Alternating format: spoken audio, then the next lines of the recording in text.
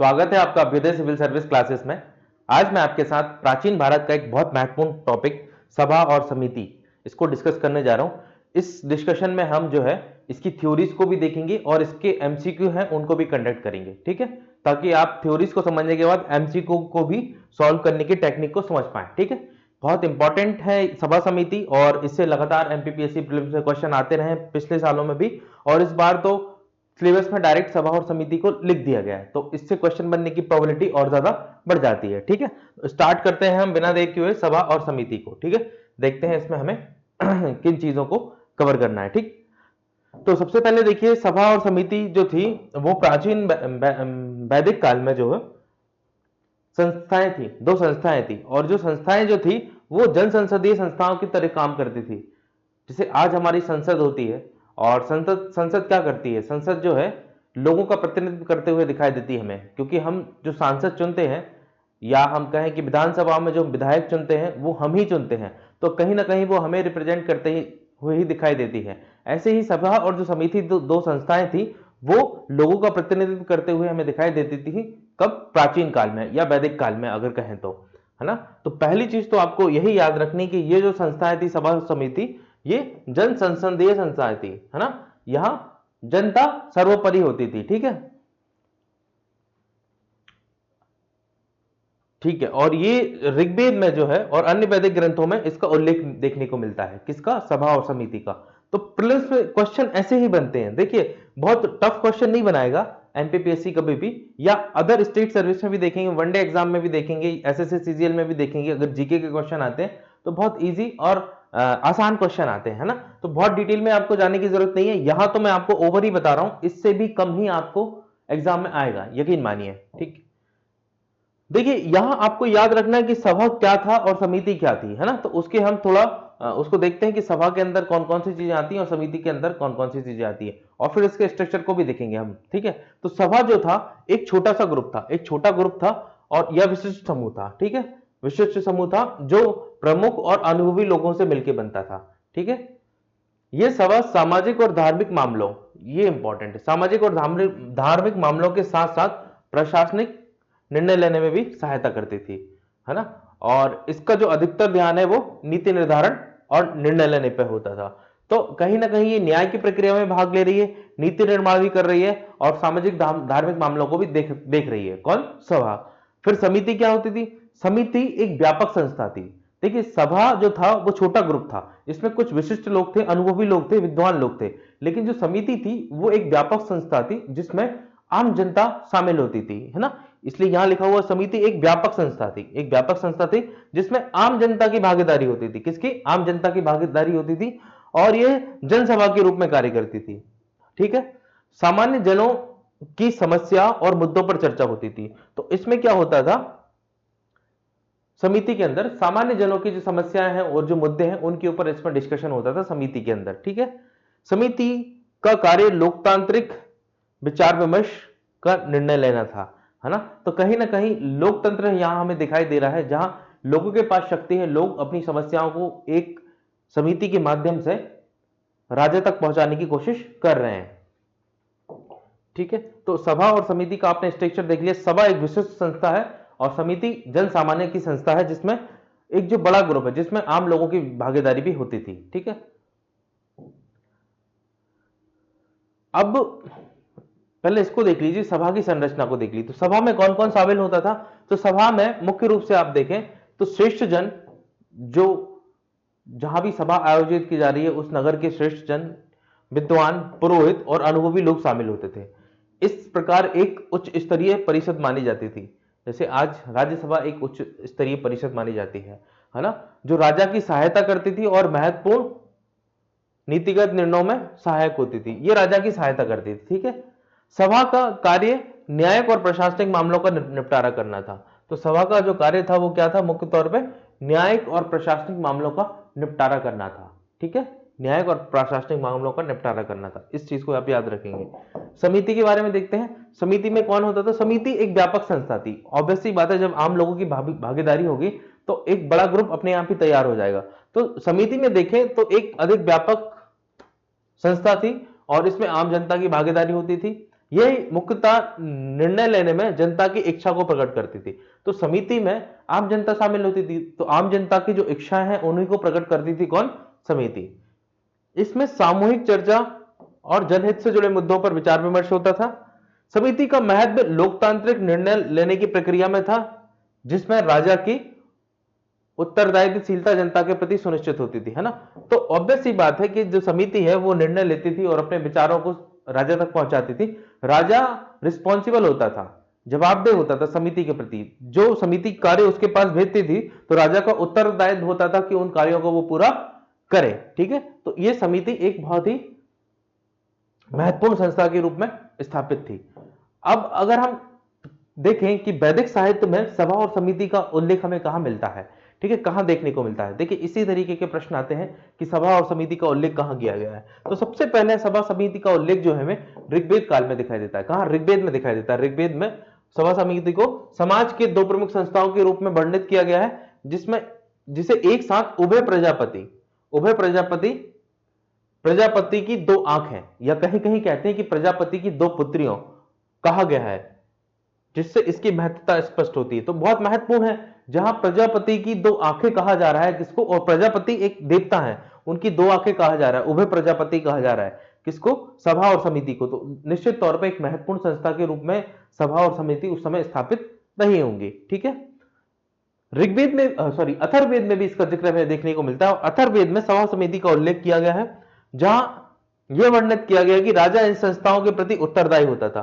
तो जैसे हमने अभी देखा कि राजा का उत्तरदायित्व होता था कि सभा और समिति के दिए गए कार्यों को वो करे। ठीक है, तो इन संस्थाओं के प्रति उत्तरदायी होता था, यह बात अथर्ववेद में भी लिखी हुई है। ठीक है, और राजा की जो है निर्णय लेने में, राजा जो निर्णय लेता था उसमें जो सभा और समिति है उसकी सलाह आवश्यक होती थी। मतलब राजा अपनी मन मर्जी से निर्णय नहीं ले सकता था। ये कहां बात लिखी गई है? ये हमें अथर्ववेद में देखने को मिलता है ना। तो राजा जो है सभा और समिति की सलाह पर ही कोई निर्णय लेता था। शतपथ ब्राह्मण में भी एक इसका जिक्र है। और सभा को जो है, सभा को याद रखिएगा, सभा को धार्मिक और अनुष्ठानिक मामलों से संबंधित बताया गया है। तो सभा को धार्मिक और अनुष्ठानिक जो मामले हैं उनसे संबंधित बताया गया है। कहां? शतपथ ब्राह्मण में। तो सभा का एक और फीचर निकल के आता है, ये फीचर सभा का है, इसको आप याद रखिए, कंफ्यूज मत कीजिएगा। ठीक है, आप दो तीन बार इन चीजों को देखेंगे तो आपके दिमाग में चीज क्लियर हो जाएंगी, कौन सा कार्य सभा का है, कौन सा कार्य समिति का है, सभा का स्ट्रक्चर क्या है, समिति का स्ट्रक्चर क्या है। इन दोनों चीजों को आप समझ जाएंगे। ठीक है, और कहां कहां इसका जिक्र लिखा है इस बात को भी समझ जाएंगे। ठीक, इसकी हमने चर्चा कर ली। और अब हम कार्यों की बात करते हैं, इनके कार्य क्या थे सभा और समिति के। तो सभा और समिति का पहला जो कार्य था, सभा का कार्य था, यह हमें कहां देखने का मिला कि सभा का धार्मिक कार्य था। यह शतपथ ब्राह्मण में लिखा है। तो सभा जो है धार्मिक अनुष्ठान और यज्ञों के आयोजन में सहायक होती थी। ठीक है, ब्राह्मण और पुरोहितों के मार्गदर्शन में धार्मिक मामलों पर निर्णय लेती थी। तो जो सभा है वो किसके? ब्राह्मण और पुरोहितों के मार्गदर्शन में जो है धार्मिक मामलों पर डिसीजन लेती थी, निर्णय लेती हुई दिखाई देती थी हमें। सभा और समिति न्यायिक कार्य भी करती थी, जिसमें हम देखें सभा जो है, यहां भी देखिए सभा है, सभा धार्मिक कार्य कर रही है, सभा ही जो न्यायिक कार्य कर रही है। तो सभा जो है न्याय प्रदान करने का भी कार्य करती थी। यह न्यायिक संस्था के रूप में स्थापित थी, जहां विवादों का निपटारा होता था और दंड निर्धारित किए जाते थे। ठीक है, तो हमें न्याय की संस्था के रूप में भी सभा दिखाई देती है। ठीक है, फिर राजनीतिक कार्यों की बात करें तो राजनीतिक कार्यों में हम देखें तो समिति का कार्य राजा का चुनाव, उसकी उत्तरदायित्वता सुनिश्चित करना, शासन से जुड़े मुद्दों पर निर्णय लेना था। राजा का पद वंशानुगत होने के बावजूद भी समिति उसकी योग्यता पर विचार करती थी। तो यहां एक चीज लिखी हुई है, राजा का चुनाव। तो राजा का चुनाव का मतलब है कि राजा चुनाव तो वंशानुगत ही जा रहा है, या वो एक पीढ़ी दर पीढ़ी जो है राजा बन रहे हैं, बट वो राजा ठीक है या नहीं है, इस बात का जो चुनाव है, ये निर्णय जो है वो समिति लेती थी। ठीक है, ये इसमें राजनीतिक कार्य से संबंधित है। अब प्रशासनिक कार्य की बात करें तो सभा और समिति जो दोनों हैं वो प्रशासनिक निर्णय लेने में राजा की सहायता करती थी। सभा और समिति दोनों प्रशासनिक निर्णय लेने में राजा की सहायता करती थी। ठीक है, और भी कानून नीति निर्धारण के मुद्दों पर चर्चा करती थी और राजा को सुझाव देती थी। तो प्रशासनिक कार्यों में दोनों की भूमिका देखने को मिलती है हमें। लेकिन जब राजनीतिक कार्यों की बात आती है तो राजनीतिक कार्यों में समिति जो है ज्यादा महत्वपूर्ण होती सभा की तुलना में। ठीक है, समिति ज्यादा महत्वपूर्ण नजर आती, इस बात को याद रखिएगा। जबकि हमने अभी देखा था कि न्यायिक कार्यों में जो है सभा एक महत्वपूर्ण संस्था के रूप में उभर के आती है। कहां? न्यायिक कार्य में, न्याय प्रदान करने में। और धार्मिक अनुष्ठान और यज्ञों में भी सभा एक महत्वपूर्ण संस्था की तरह हमें नजर आती है। ठीक है, तो किसके क्या कार्य हैं, इनसे क्वेश्चन बन सकते हैं, इसको याद रखिएगा। ठीक, अब सभा और समिति का राजा से क्या संबंध था, राजा से क्या रिलेशन था, इसको देखते हैं हम लोग। ठीक है, तो देखिए प्राचीन भारत में राजा को सर्वशक्तिमान नहीं माना जाता था, सर्वशक्तिमान नहीं था राजा, वह सभा और समिति के मार्गदर्शक और परामर्श पर निर्भर था। तो सभा और समिति राजा को कहीं ना कहीं कंट्रोल करते हुए हमें दिखाई देती थी। ठीक है, राजा की शक्तियां सभा और समिति द्वारा नियंत्रित होती थी, जिसे प्राचीन भारत में शासन में जन भागीदारी का एक तत्व स्पष्ट होता है। बहुत बढ़िया बात है ना। शासन में जन भागीदारी की कोशिश आज की जो वर्तमान गवर्नमेंट है, केंद्र सरकार, वो हमेशा से हमें करती हुई दिखाई देती है। और ये जो तत्व है हमें प्राचीन भारत में भी दिखाई देता है ना। एक बहुत इंपॉर्टेंट बात है।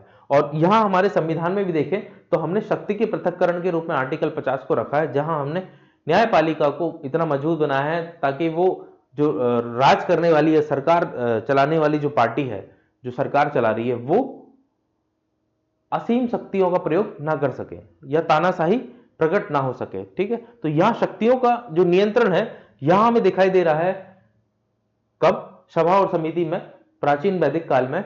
वो हमें हमारे भारतीय संविधान में आर्टिकल 50 में भी दिखाई देता है।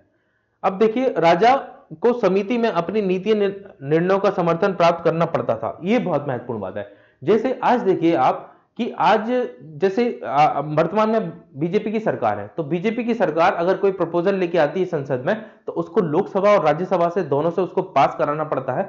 उसके बाद प्रेसिडेंट के पास भेजना पड़ता है, प्रेसिडेंट उस पर सिग्नेचर करते हैं, तब जाके वो कानून लागू होता है।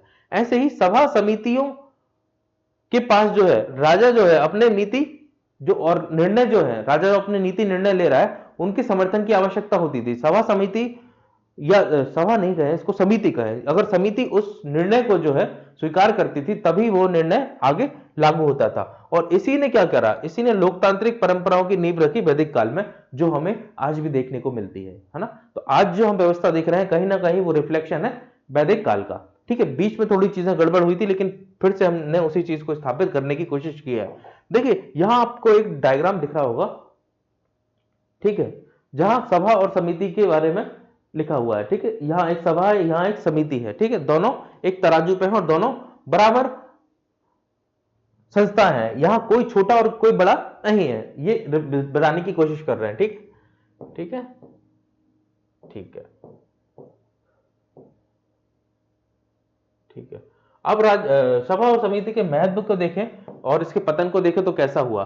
देखिए सभा समिति के महत्व की जब हम बात करें तो सभा समिति का महत्व जो है वो राजा के महत्व से कम नहीं है। फिर एक यहां डायग्राम आपको दिख रहा होगा जहां आपको राजा दिखाई दे रहा है और यहां सभा और समिति दिखाई दे रहे हैं। तो सभा समिति इक्विवेलेंट टू राजा, एक ही हमने जब तराजू पे रखा तो दोनों का वेट समान आया, तो दोनों का महत्व जो है हमें समान दिखाई दे रहा है।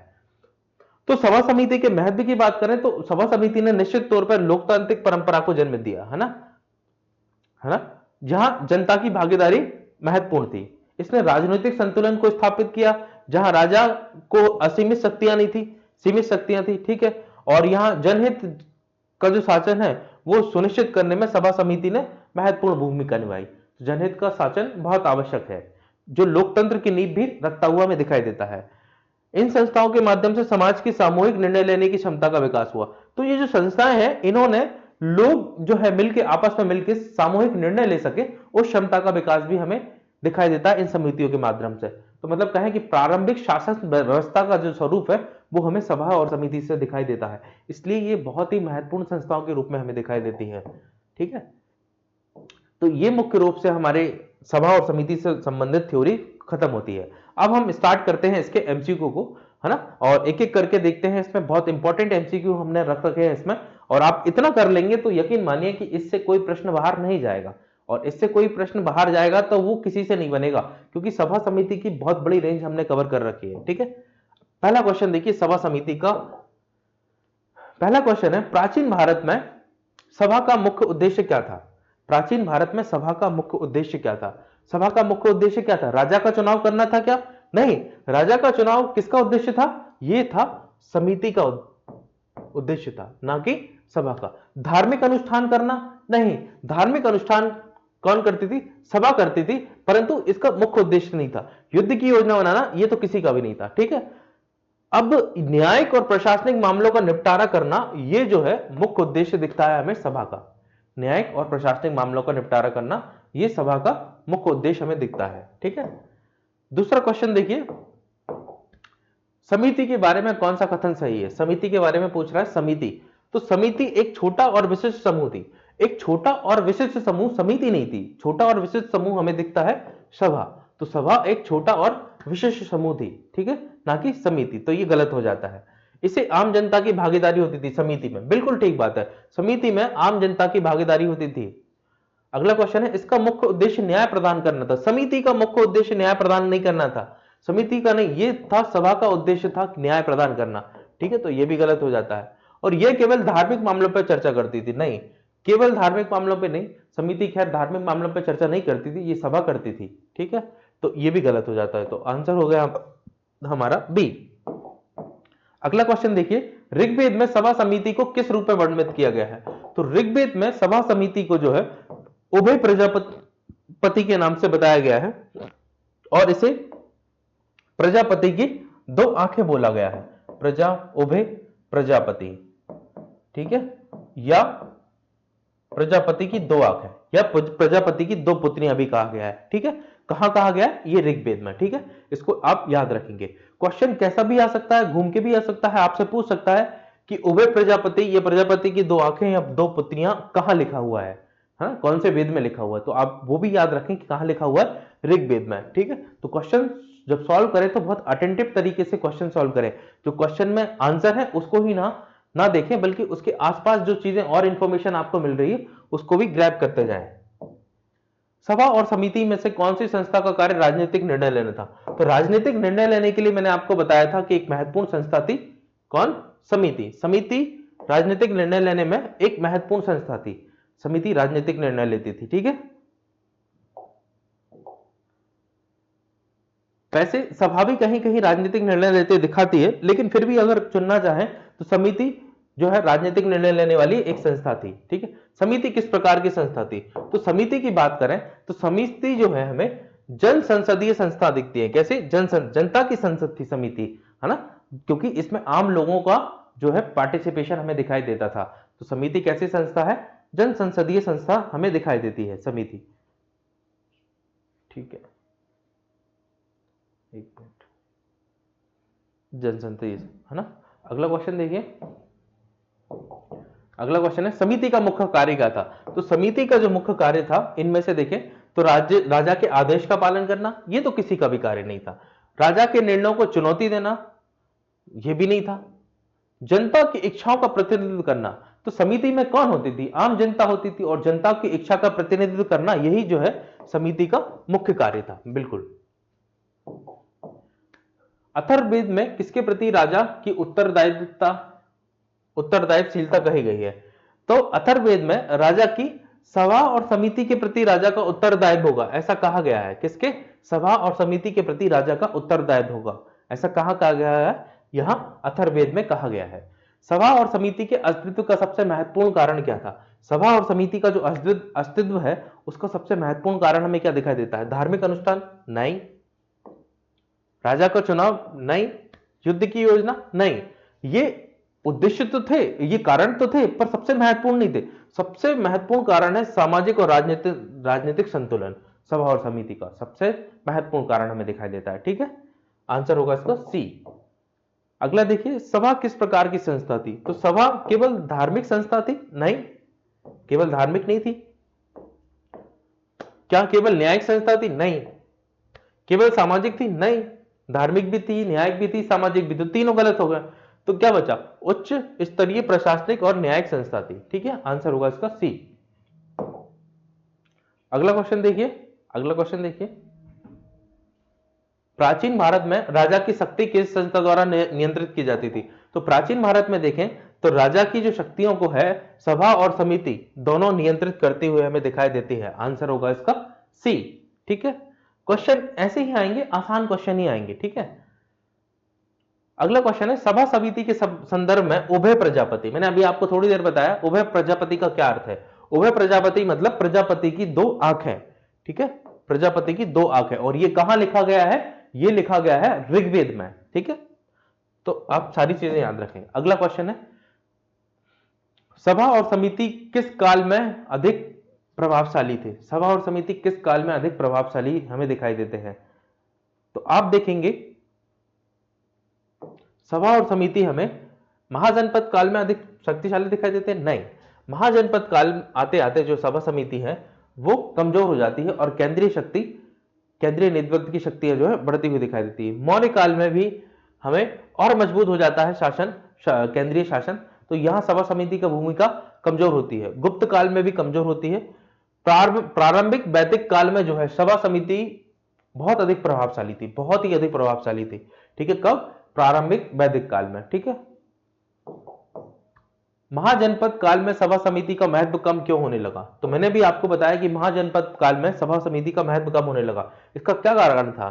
तो पहला पूछ रहा है कि बड़े राज्यों और साम्राज्यों का उदय हुआ। तो निश्चित तौर पर जहां हम 16 महाजनपदों की बात करते हैं तो वहां बड़े बड़े साम्राज्यों का उदय होना शुरू हुआ, तो शायद ये कारण हो सकता है सभा समिति के महत्व को कम होने का। ठीक है, अगला पढ़ते हैं जनता की भागीदारी कम हो गई। ये कोई बात नहीं है ना। धार्मिक अनुष्ठानों का महत्व बढ़ गया। अगर धार्मिक अनुष्ठानों का महत्व बढ़ गया तो समाज समिति से इसका क्या लेना देना, ये भी कोई बात नहीं है। न्याय प्रणाली का केंद्रीकरण हो गया, ये भी कोई बात नहीं है। ठीक है, तो बात है कि बड़े राज्यों और साम्राज्यों का उदय होने के कारण महाजनपद काल में जो है सभा समिति का महत्व कम होने लगा। सभा समिति का कौन सा कार्य समान था, है ना। सभा समिति का कौन सा, तो धार्मिक अनुष्ठान जो है वो केवल सभा का कार्य था, इसलिए गलत हो गया। केवल सभा करती थी ये। न्याय प्रदान करने का काम ये भी केवल सभा करती थी। प्रशासनिक निर्णय लेने का काम ये भी केवल सभा करती थी। सभा और राजनीतिक संतुलन बनाने के लिए सभा और समिति दोनों इंपॉर्टेंट थी। तो आंसर हो जाएगा इसका डी, राजनीतिक संतुलन दोनों संस्थाओं द्वारा बनाया जाता था। प्राचीन भारत में सभा समिति का पतन क्यों हुआ। तो प्राचीन भारत में सभा समिति का पतन क्यों हुआ, इसका कारण देखिए, राजतंत्र की शक्ति बढ़ने लगी। निश्चित तौर पर यही कारण है कि राजतंत्र की शक्तियां बढ़ने लगी, इसलिए सभा और समिति का अंत होने लगा। यानी कहें कि जन भागीदारी का जो है वो अंत होने लगा। राजा तानाशाह होने लगे, राजा अपनी शक्तियों का विस्तार अपने मनमाफिक करने लगे, है ना। तो ये जो सात कारण है वो महत्वपूर्ण नहीं है। ठीक है, समिति का राज्य के साथ क्या संबंध था और राजा और समिति का संबंध क्या था, ये बता रहा है। तो पहला स्टेटमेंट है कि राजा समिति के प्रति उत्तरदायी था। समिति के प्रति उत्तरदायी था, बिल्कुल ठीक बात है। राजा समिति राजा की आलोचना नहीं कर सकती थी, गलत।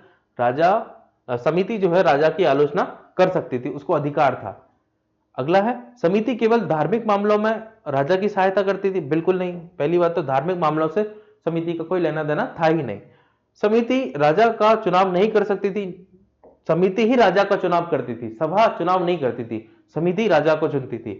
तो राजा समिति के प्रति उत्तरदायी होता था, ये वाला जो स्टेटमेंट सही है, राजा समिति के प्रति उत्तरदायी था।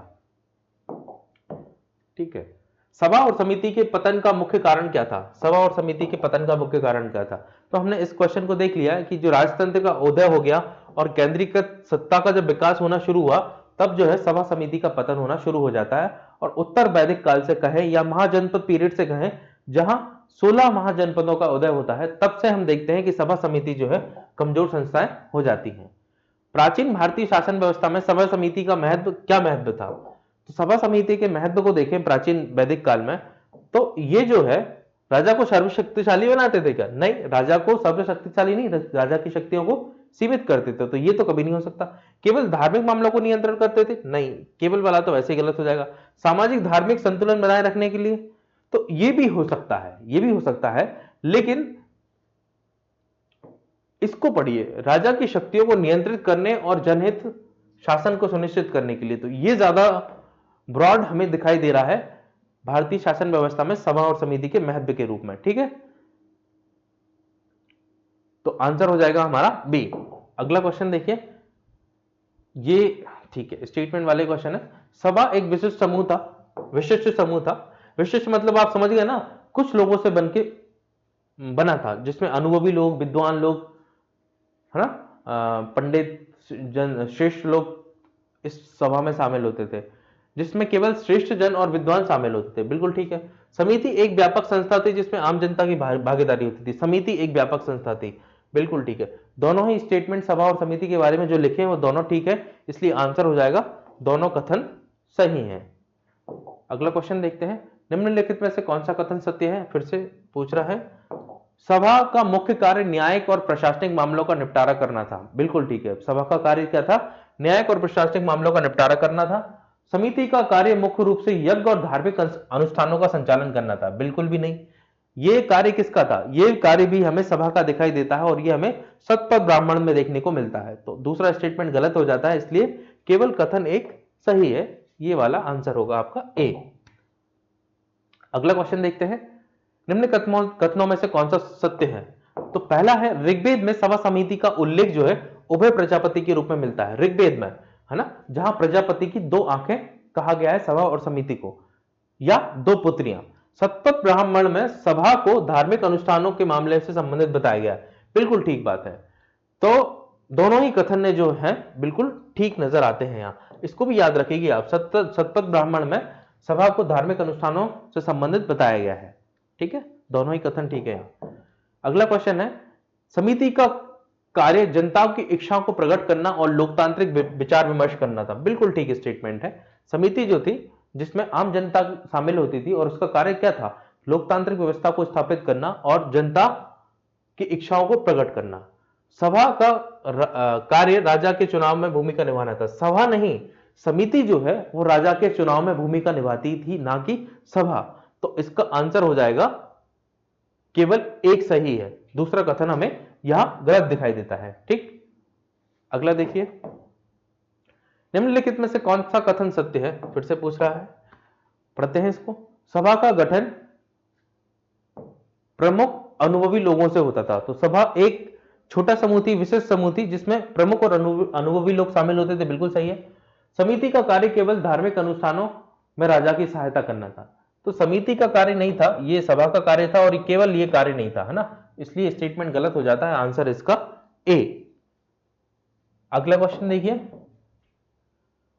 निम्नलिखित में से कौन सा कथन असत्य है? अब इसको याद रखिए, असत्य कथन पूछ रहा है। ठीक है, असत्य कथन पूछ रहा है, इसको याद रखिए। तो यहां आप ध्यान देंगे कि आपसे सत्य कथन पूछ रहा है या असत्य पूछ रहा है। ठीक है, समिति का कार्य राजा की उत्तरदायित्वशीलता सुनिश्चित करना था। समिति का कार्य, बिल्कुल।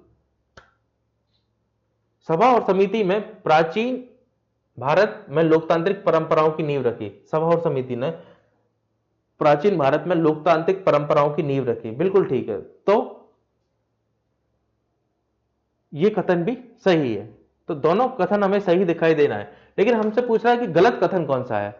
तो ये वाला कथन गलत हो जाता है जो कह रहा है दोनों कथन गलत हैं, जबकि दोनों कथन हमें सही दिखाई दे रहे हैं। तो आंसर क्या होगा इसका? डी। इस तरीके के क्वेश्चन में आपको थोड़ी सी रीजनिंग की जरूरत भी होती है ना, क्योंकि आपसे क्या पूछा है कि कौन सा कथन असत्य है, और यहां तो दोनों सत्य लिखे हैं, है ना, दोनों सत्य हैं, तो दोनों कथन गलत है ये कह रहा है। तो ये तो बिल्कुल अपोजिट बात है, जबकि दोनों कथन कैसे हैं? सही है। तो यहां आंसर हो जाएगा इसका डी। अब जल्दी जल्दी में बच्चे क्या करेंगे, ये वाला आंसर लगा देंगे कि दोनों कथन सही है, दोनों कथन सही है, पर आपसे गलत स्टेटमेंट पूछा है उसने, ना कि सही पूछा है। निम्नलिखित में से कौन सा कथन सत्य है? अगला क्वेश्चन देखिए। सभा और समिति ने राजा के अधिकारों को नियंत्रित करने में महत्वपूर्ण भूमिका निभाई। बिल्कुल। महाजनपद काल में सभा समिति का महत्व बढ़ता गया। महाजनपद काल में मैंने आपको बताया कि सभा समिति का महत्व बढ़ता नहीं है, बल्कि कम होता हमें दिखाई देता है। तो दूसरा स्टेटमेंट हो जाता है हमारा गलत, पहला स्टेटमेंट बिल्कुल ठीक है, इसलिए आंसर हो जाएगा ए। केवल कथन एक सही है। अगला क्वेश्चन देखते हैं। समिति की लोकतांत्रिक प्रक्रिया में महत्वपूर्ण भूमिका थी। बिल्कुल ठीक है। समिति जो है लोकतांत्रिक प्रक्रिया में बहुत महत्वपूर्ण भूमिका निभाती थी, क्योंकि समिति में जो है जनता शामिल होती थी। समिति का कार्य जनता की इच्छाओं और समस्याओं पर चर्चा करना था। बिल्कुल, जनता की इच्छाओं और समस्याओं पर कार्य करना था किसका? समिति का। तो दोनों ही कथन इसमें ठीक है, और ये क्वेश्चन जो है असेसिन रीजनिंग का है, तो दोनों ही स्टेटमेंट ठीक है। मतलब ये तो गलत हो गया जो कह रहा है दोनों ही कथन गलत है, ये भी गलत हो गया कि कथन सही है लेकिन कारण गलत है। अब दोनों सही है। अब क्या कारण जो है कथन को सही तरीके से स्पष्ट कर रहा है? फिर से पढ़ते हैं। समिति का कार्य जनता की इच्छा और समस्याओं पर चर्चा करना था। इसलिए समिति की लोकतांत्रिक प्रक्रियाओं में महत्वपूर्ण भूमिका थी। बिल्कुल ठीक है, आंसर होगा इसका ए। दोनों ही कथन ठीक है और जो आर है वो ए को सेटिस्फाई करता हुआ हमें दिखाई दे रहा है। अगला क्वेश्चन है, सभा और समिति दोनों संस्थाएं प्राचीन भारत में राजा की शक्ति को नियंत्रित करती थी।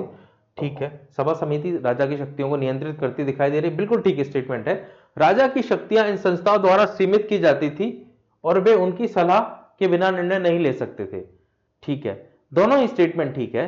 तो राजा की शक्तियां इन संस्थाओं द्वारा सीमित की जाती थी और वे निर्णय नहीं ले सकते थे। सभा समिति राजा की शक्तियों को नियमित करती थी, ठीक, नियंत्रित करती थी। तो आंसर हो जाएगा इसका ए। दोनों स्टेटमेंट ठीक है और जो कारण है वो कथन को ठीक तरीके से स्पष्ट भी करता हुआ हमें दिखाई दे रहा है। तो आंसर हो जाएगा इसका ए। इस तरीके के क्वेश्चन आपके स्टेट पीएससी में आने लगे हैं, इसलिए कुछ हमने आपकी प्रैक्टिस के लिए ऐसे क्वेश्चन भी रख रखे हैं। यहां आपको मैच करना है, देखना है कौन सा सही है। सभा एक छोटा और विशिष्ट समूह था, ये बिल्कुल ठीक बात है, अब तक आपको समझ में आ गया होगा। समिति एक व्यापक संस्था थी जिसमें जन भागीदारी होती थी, बिल्कुल ठीक है। ऋग्वेद में उभय प्रजापति हमें देखने को मिलता है, जो प्रजापति की दो आंखें कहा गया है। तो देखें तो ये तीनों कथन है वो सही है, तो उपरोक्त सभी सही है, इसका आंसर हो जाएगा डी। अगला क्वेश्चन देखिए, इसमें से पूछा निम्नलिखित में से कौन सा असत्य है। असत्य है ढूंढना है आपको, गलत कथन ढूंढना है। तो पहला पढ़ते हैं, क्या है। सभा प्राचीन भारत में एक विशिष्ट समूह था जिसमें प्रमुख विद्वान लोग शामिल थे। तो सभा जो है एक विशिष्ट समूह था जिसमें प्राचीन विद्वान लोग शामिल थे। आपने बहुत बार ऐसे क्वेश्चन सॉल्व कर लिए, बिल्कुल ठीक कथन है। समिति आम जनता की भागीदारी वाली संस्था थी जिसका कार्य धार्मिक अनुष्ठानों का आयोजन करना था। समिति आम जनता की भागीदारी वाली संस्था थी जिसका कार्य धार्मिक अनुष्ठानों का आयोजन करना है। तो यहां तक तो ठीक है स्टेटमेंट, लेकिन यहां से गलत हो जाता है। धार्मिक अनुष्ठान नहीं करती थी भाई समिति, समिति का धार्मिक अनुष्ठान से कोई लेना देना नहीं था। सभा का मुख्य कार्य न्यायिक और प्रशासनिक मामलों का निपटारा करना था, बिल्कुल ठीक है, सभा का कार्य था।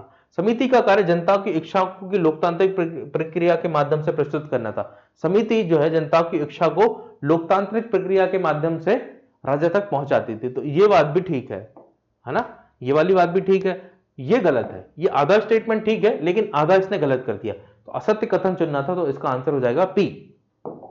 अगला क्वेश्चन देखते हैं, निम्नलिखित में से कौन सा कथन असत्य है, फिर से पूछ रहा है। ठीक है, देख लेते हैं। ऋग्वेद में सभा और समिति को उभय प्रजापति कहा गया है। तो उभय प्रजापति किस पे कहा गया है ऋग्वेद में, बिल्कुल ठीक है, सभा समिति को। सभा का प्रमुख कार्य यज्ञों का संचालन करना था। सभा का मुख्य कार्य यज्ञों का संचालन करना था क्या, सभा का मुख्य कार्य। देखते हैं हम अभी इसको। समिति में आम जनता की भागीदारी होती थी, समिति में आम जनता की भागीदारी होती थी, बिल्कुल ठीक बात है, समिति में आम जनता की भागीदारी होती थी। शतपथ ब्राह्मण में सभा का धार्मिक और अनुष्ठानिक कार्यों में उल्लेख मिलता है। तो शतपथ ब्राह्मण में देखें तो सभा को धार्मिक और अनुष्ठानिक कार्य करने वाली संस्था के रूप में बताया गया है, बिल्कुल ये बात भी बिल्कुल ठीक दिखाई देती है। तो गलत बात क्या हो गई कि सभा का मुख्य कार्य यज्ञों का संचालन करना था, नहीं भाई, सभा का मुख्य कार्य प्रशासनिक और न्यायिक क्रियाओं को स्थापित करना था, ना कि यज्ञों का संचालन करना था। तो ये हो जाता है हमारा गलत, तो आंसर है इसका बी। ठीक है, ठीक है, ठीक है, यहां हमारे क्वेश्चन खत्म होते हैं। ठीक है, तो ये हमने जो है सभा समिति का लेक्चर देखा, इसमें हमने थ्योरी और उसके एमसीक्यू को कंडक्ट किया। ठीक है, मिलते हैं हम अगले लेक्चर में एक नए टॉपिक के साथ। Thank you so much for discussion.